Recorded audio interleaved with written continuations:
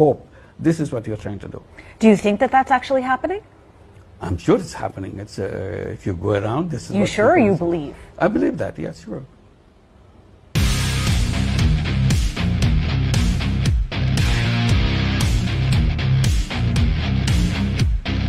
দেশের এই হোপলেস পরিস্থিতিতে কোনো ডিক মেজারিং কন্টেস্টে নামতে চাই না, চেস্ট থাম করতে চাই না, but at the same time এই পয়েন্টটা আলোচনা করতে চাই যে যেহেতু দীর্ঘদিন ধরে বিপ্লব মারানি শব্দটা ব্যবহার করে আসতেছি এবং আপনারা ব্যাখ্যা চেয়ে আসতেছেন, যদিও এটা সেলফ এভিডেন্ট হওয়ার কথা ছিল বা উচিত ছিল, অ্যাপারেন্টলি নট। তো এখন দেশের এই হোপলেস পরিস্থিতিতে এসে আমার বিশ্বাস কেউ কেউ মনে মনে ভাবতে শুরু করছেন যে আচ্ছা তার মানে ফখরুল ভাই বিপ্লব মারানি শব্দটা একটু আগে ব্যবহার করতে শুরু করছিল, উই আর ক্যাচিং আপ। তো তাহলে যদি আমি এটা সঠিকভাবে আইডেন্টিফাই করে থাকতে পারি যে দেশ সঠিক পথে যাচ্ছে না, অনেক আগেই বিপ্লবের পরপর অবহিত পরপর থেকে কিন্তু শুরু করছি শব্দ ব্যবহার করা, তাহলে ওয়াট ওয়াজ ইট যেটা আমি দেখলাম। তো সেটা এখন আমি বলার একটা নৈতিক অধিকার রাখি। তো সেটা অনেকবার বলে ফেলছি, আপনারা কেন বোঝেন না, এই জন্য আরও একবার বলি তাহলে। হ্যাঁ, যে আইনের শাসন, স্বাধীন প্রতিষ্ঠানগুলোকে সম্মান, রুল অফ লকে সম্মান করা, এই জিনিসটা আছে কি নাই আমি দেখতে পেলাম ক্লিয়ারলি যে এই জিনিসটা এই বিপ্লব মারানিদের মধ্যেও নাই। তারা আলটিমেটলি পুরাতন পান্ডামির কালচার ফিরিয়ে আনার হইতেছে রাস্তায় আছে, ফ্যাসিস্ট নিধনের নামে হইতেছে প্রতিপক্ষকে দমন করা, নানান কায়দা কানুন করে প্রতিপক্ষকে দমন করা। এবং সবসময় যে কথাগুলো বলে আসছি, আওয়ামী লীগ ফ্যাসিস্টরা যখন ক্ষমতায় ছিল তখন বলছি যে সরকার পরিবর্তন হবে, এই ফ্যাসিস্টরা চলে যাওয়ার পর আপনারা দেখবেন যে এরা ডিএসটি আইন পরিবর্তন করতেছে না, কোনো আইন কানুন পরিবর্তন করতেছে না, বরং ওইসব আইন কানুন ব্যবহার করতেছে। আওয়ামী লীগের তৈরি করা যেসব ফ্যাসিজমের টুল নিয়ে এরা চিৎকার চেঁচামেচি করছে, এরা ক্ষমতায় এসে কোনোটাই পরিবর্তন না করে এরা ওই টুল ব্যবহার করবে আবার আওয়ামী লীগকে এবং প্রতিপক্ষকে নিধন করার জন্যে। লো অ্যান্ড বিহোল্ড এক্স্যাক্টলি একই কাজ তারা করতেছে। তারা ছাত্রলীগকে ব্যান করছে, আওয়ামী লীগের করা সন্ত্রাস দমন আইনে আওয়ামী লীগের করা নানান রকম টুলকে এক্সপ্যান্ড করতেছে। আওয়ামী লীগের করা হচ্ছে ওই যে মানবতা বিরোধী ট্রাইব্যুনাল, সেটা আবার বসাইছে ওরা, ওই একই ট্রাইব্যুনাল কিন্তু, রাইট? তো আপনার তখন পছন্দ হয় নাই, তখন আপনার কাছে মানবতা বিরোধী ট্রাইব্যুনাল একটা বিষের মতো শব্দ ছিল, এখন আবার ভালো লাগতেছে কেন? কারণ এখন আওয়ামী লীগকে ধরা হচ্ছে। আচ্ছা, তা আপনি বলবেন যে ওমা তারা মানবতা বিরোধী অপরাধ করছে, তাদেরকে ধরা হবে না? তো এটা একই কথা তো আওয়ামী ফ্যাসিস্টরাও বলতো যে ওমা জামাতিরা মানবতা বিরোধী অপরাধ করছে, তাদেরকে ধরা হবে না। আচ্ছা, তো এখন আপনি আরেকটু আর্গুমেন্ট আমি আপনার পাতে তুলে দিই। আপনি বলতে পারেন যে তখন জামাতি কারা কী করছে না করছে সেগুলো এত বছর পর তো সঠিকভাবে প্রমাণ করা একে তো সম্ভব না, ক্যাপাসিটি নাই, দ্বিতীয়ত সম্ভব হইলেও এটা পলিটিসাইজ করা হয়েছে। একই ঘটনা তো আওয়ামী লীগের বেলাতেও সত্য। এটাই তো আমি বলে আসতেছি যে আওয়ামী লীগের যারা অপরাধ করছে তাদেরকে নির্দিষ্টভাবে সুনির্দিষ্টভাবে যারা অপরাধী এবং যারা ফৌজদারি অপরাধ করছে তাদের শাস্তি দেন। গড় পড়তা ধরে আওয়ামী লীগকে নিষিদ্ধ করে দিব, ছাত্রলীগকে নিষিদ্ধ করে দিব, রাজনীতি করতে দিব না, কেউ আওয়ামী লীগ নিয়ে পক্ষেও বলা লাগবে না, কিছু বললেই মিডিয়াতে গিয়ে হাসনাত আবদুল্লাহ দলবল নিয়ে নিষেধ করে আসছে আওয়ামী লীগ। তারপর নাহিদ ইসলাম তো বেশ কয়েকবার করে সতর্ক করছে যে মিডিয়াতে প্রচার করা যাবে না ফ্যাসিস্টদের পক্ষে, যেগুলো করছে যে প্রচার করা যাবে না জামাত বিএনপির পক্ষে কোনো কথাবার্তা ফ্যাসিস্টরা। সো এক্স্যাক্টলি আইডেন্টিক্যাল কাজকর্ম করে বেড়াচ্ছে। আমি কয়েকদিন আগে একটা টকশো দেখতেছিলাম, আমার কাছে এত ফানি লাগলো, তখন এপিসোড করতে চাইছিলাম, খালি ওই জিনিসটা কেটে হয়ে ওঠে নাই। জিনিসটা এত ফানি লাগলো যে উপস্থাপক এভাবে বলে চলে যাচ্ছেন যে ছাত্রলীগের সাথে আপনাদের যে নিষিদ্ধ ঘোষিত ছাত্রলীগের সাথে আপনাদের, আমি যেটা বুঝলাম যে এদের কাছে ওই যে হাসনাত আবদুল্লাহ খেয়ে থ্রেট করে আসছে, যে চাকরিচ্যুত করে আসছে 5 জন সিনিয়র সাংবাদিককে, এদের ওপর ওই ফ্যাসিস্ট আমলের মতো কোনো কড়া নির্দেশনা আছে যে ছাত্রলীগের আগে নিষিদ্ধ ঘোষিত ছাত্রলীগ বলতেই হবে, না বললে ফাটাই ফেলবো এরকম।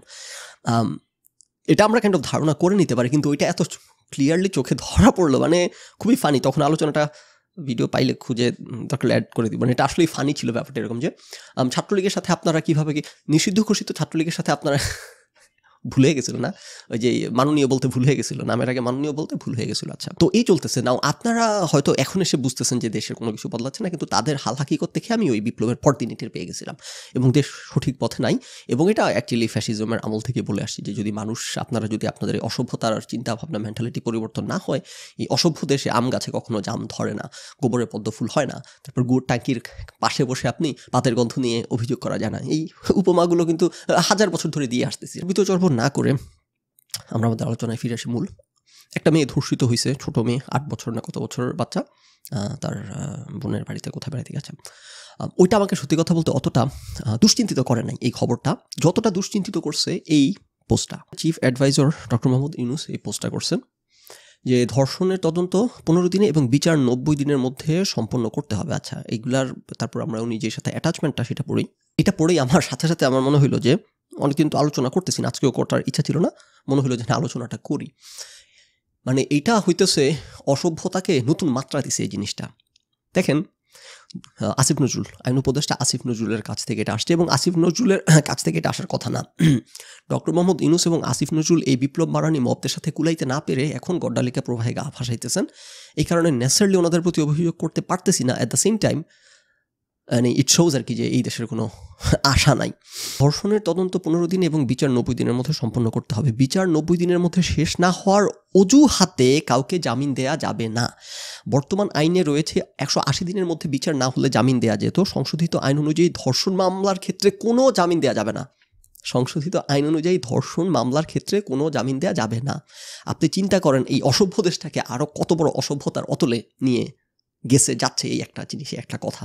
এই ধর্ষণ নিয়ে, সোনার বাঙালির আইন নিয়ে ধর্ষণ নিয়ে কত পর্ব এই যে করছি, ফুসলিয়ে ধর্ষণ এবং বিয়ের প্রলোভন থেকে ধর্ষণ, এই দুইটা জিনিস নিয়ে যে আমরা কত হাস্যরস এবং কত আলাপ আলোচনা, কত সিরিয়াস আলোচনা থেকে জোকারি করছি এই চ্যানেলে। এই যে মব কথাটা এখন চারপাশে শুনেন, অনেকে কমেন্ট করেন যে ভাই এই আপনার কাছে প্রথম মব ওয়ার্ডটা শুনছি, এখন চারপাশে ব্যবহৃত হচ্ছে এই জিনিসটা। তো এরকম করে অনেক জিনিস আমরা আমাদের চ্যানেলের আলোচনার মাধ্যমে নানান দিকে ছড়াই দিছি। এর মধ্যে একটা জিনিস হচ্ছে ফুসলিয়ে ধর্ষণ এবং বিয়ের প্রলোভন দেখিয়ে ধর্ষণ। এই সোনার বাংলায় যে পুরুষ নির্যাতনের অন্যতম টুল এবং মাস্তানি করার, পান্ডামি করার অন্যতম টুল হইতেছে নারী নির্যাতন মামলা। এটা আমরা হাজার পর্বে আলোচনা করে এস্টাবলিশ করছি। তো অলরেডি যেইটা হইতেছে একটা অসভ্যতার চরমতম টুল, যে কাউকে খেয়ে দেওয়ার জন্য, যে কাউকে বিপদে ফেলার জন্য, কারোর সাথে বনিবনা না হইলে, ঠকাঠকি হইলে, প্রতিপক্ষ জায়গা জমি নিয়ে, রাজনৈতিক মতানৈক্য নিয়ে যে কোনো বিরোধ মানেই হইতেছে তাকে খাওয়ার নাম্বার 1 রাস্তা স্বামী স্ত্রীর মনোমালিন্য, হাজব্যান্ড ওয়াইফ, প্রেমিকার মনোমালিন্য। একটা নারী নির্যাতন মামলা তো আগে ছিল, বলতেছে যে কি, আগে তো জানতাম যে 40 দিন বা 30 দিন জামিন ছাড়া জেল, বিচার 90 দিনের মধ্যে শেষ না হওয়ার কাউকে জামিন দেওয়া যাবে না। বর্তমানে রয়েছে, আচ্ছা এটা হ্যাঁ জানি, রাইট জানতাম কি রং জানতাম যে আগে ছিল এরকম যে ধর্ষণের মামলা হইলে জামিন ছাড়া 10-15 দিনের জন্য, 30 দিনের জন্য জেল, ধরে নিয়ে প্রথম জেলে ভরবে। এটা সত্য মিথ্যা কিনা আমি জানি না, শোনা কথা অনেক শুনি চারপাশে, মেবি সত্য। এখন যেটা বলতেছেন ধর্ষণ মামলার ক্ষেত্রে কোনো জামিন নাই, তাইলে মনে করেন প্রতিপক্ষকে যে কোনো কারোর সাথে মনোমালিন্য হইলে তাকে খেয়ে দেওয়ার জন্যে খালি একটা ধর্ষণ মামলা ঠুকিয়ে দিবেন, বাস আপনারা কোনো প্রমাণও করতে হবে না, দিলেই জেল, বান্দা প্রথমেই ধরে খেয়ে দিতে পারবেন। এবং ওনারা যে এই আইনগুলো করে চলে যাচ্ছেন দেশ থেকে, ওনারা তো থাকবেন না, এইগুলাকে ব্যবহার করে কি যে ফান্ডামি টুল তুলে দিয়ে গেলেন আসিফ নজরুল এবং ডক্টর মোহাম্মদ ইউনূস পরবর্তী সরকারের হাতে।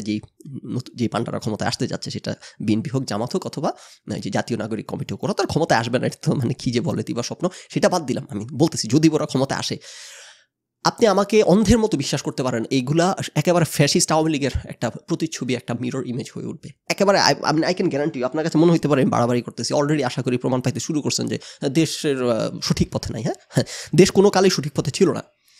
পরবর্তী যে পান্ডারা ক্ষমতায় আসতে যাচ্ছে, আরেকবার বলি, পরবর্তী যেই গুন্ডারা ক্ষমতায় আসতে যাচ্ছে, হোক বিএনপি, হোক জামাত, হোক জাতীয় নাগরিক কমিটি অথবা ছাত্রদের যে দল, যেই গুন্ডারাই ক্ষমতায় আসতে যাচ্ছে, এটা যে তাদের জন্য কত সুন্দর একটা টুল তাদের হাতে তুলে দিয়ে গেছে, এরা তো মনে মনে ভাবতেছে পাইছি। Thank you Asif Nazrul sir. না, কেন আসিফ নজরুল এমন একটা কাজ করতে গেলেন, বা যিনি একজন আইনের শিক্ষক, উনি জানেন খুব ভালো করে যে বাংলাদেশে কিন্তু আইনের কোনো ঘাটতি নাই। বাংলাদেশ যে বিচারহীনতা, মব কালচার, ললেস একটা অসভ্য দেশ, এটার কারণ এই না যে দেশে আইন নেই, এটার কারণ আইনের প্রয়োগ হয় না। সো আইন বদলে কী লাভ?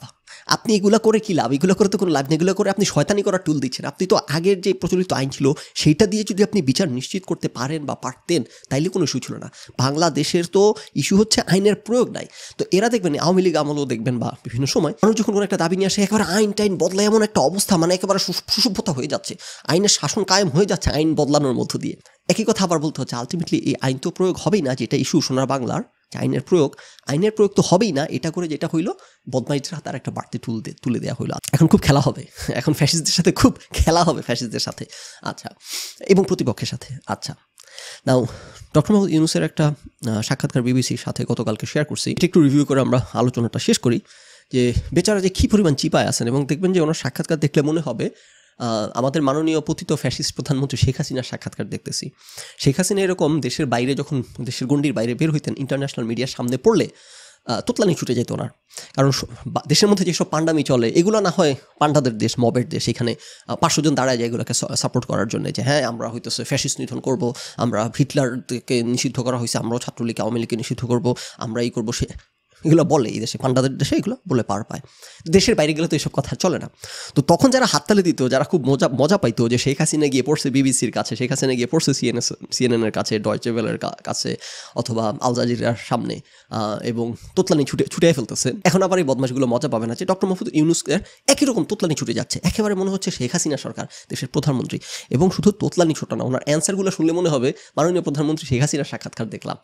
কি যে বলতেছে মাম্বো জাম্বো, কি যে বললো, কি প্রশ্ন করে, কি উত্তর দেয়, রেগে যাচ্ছে, মানে কোনো অ্যান্সার নাই, বেসিক্যালি কোনো অ্যান্সার নাই আর কি। ওনার সব কথা, ওনাকে যাই জিজ্ঞেস করা, ওনাকে ল অ্যান্ড অর্ডার নিয়ে প্রশ্ন করা হয়েছে, উনি খানেই ডিসমিস অ্যান্ড ডিফ্লেক্ট, উনি এদিক যায় সেদিক যায়, শেখ হাসিনার মতো ব্রিজ এই সেই পদ্মা সেতু উন্নয়ন, উনি শুরু করছে ইকোনমিক্স, দেশের ইকোনমিক্স ভালো কিনা, অর্থনীতি ভালো কিনা, উন্নয়ন ওয়ার্ডটা খালি ইউজ করতে পারতেছিল না লজ্জায়, চক্ষু লজ্জার কারণে। ওনাকে ল অ্যান্ড অর্ডার পরিস্থিতি নিয়ে প্রশ্ন করা হচ্ছে, উনি কথা হইতেছে যে আপনি কিসের সাথে তুলনা করতেছেন, আপনি কি প্রিভিয়াস গভর্নমেন্টের সাথে তুলনা করতেছেন, নাকি আপনি একটা আইডিয়াল গভর্নমেন্টের সাথে তুলনা করতেছেন? I want to go back to law and order because you raised the issue of the previous government. When talking about members of the Awami League, right now there is a sense that there is a political witch hunt happening, that the judiciary has been politicized, that they don't feel like they have the freedom to be able to speak. Are you comparing with the previous one or just the ideal one?